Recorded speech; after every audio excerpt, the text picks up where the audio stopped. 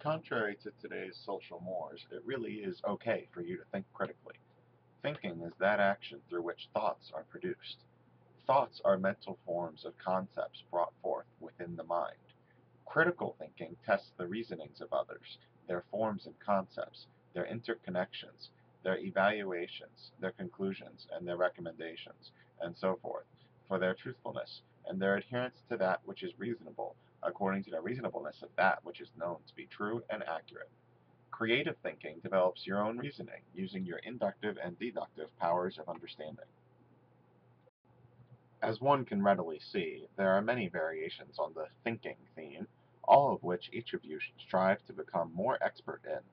It is okay for you to do so, even though public discourse today strives for a homogeneous mixture of dissonance. Think.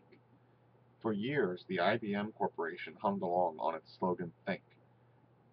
It had all sorts of think paraphernalia. Perhaps the most famous and most useful was the IBM ThinkPad. There even existed a cartoon of an overzealous executive poised to nail his Think placard to his plate glass window. Then IBM seemed to move away from thinking, and its star faded in the West. I wonder why IBM strayed. Was IBM the societal precursor? Did IBM signal the societal movement away from thinking? Did JFK's "ask not what your country can do for you, but ask what you can do for your country" factor into this equation? No longer did the proverbial "we" want to know what the proverbial "you" thought. Computer noise drowned out all but the infomercials of coordinated product marketing of those in control. Today, we have the form of thinking, but it is mostly tactical concerning mechanics. How was JFK killed, as opposed to why or who orchestrated it? According to the Oracle Education Foundation ThinkQuest website, Thales of Miletus, 636 to 546 BC, was the first of the Greek teachers and thinkers to look for natural explanations for the origin of the world rather than relying on Greek mythology. 2,510 years later or so, humans have come full circle. Today, the look is for the myths and mythologies of governments in their public discourse to explain happenings. Who do you suppose will be recognized as the neo-thinker of today, receiving his Thales Thinking Prize from the Nobel Committee? It is really okay for you to think critically. 1.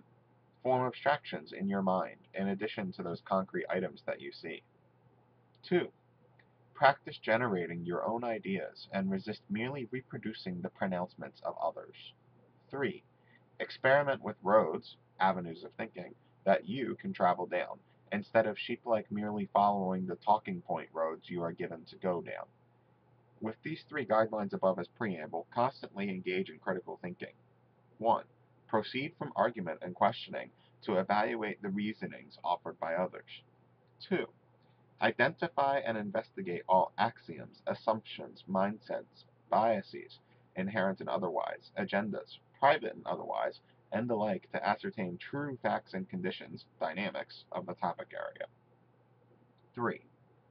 Practice summarizing in your own words what you think is being said and, just as importantly, just what you think is not being said. Show me the Carfax. 4. Evaluate all their interconnections, conclusions, and recommendations that they nest within their discourse. 5. Create your own new thought and give your own rating to the discourse of others. How about belief, disbelief, or run like the Dickens? In this context, please practice thinking. Practice the IBM slogan, think. Do so no matter who in authority in your peer groupings or those under you try to convince you not to do so. Growth is possible.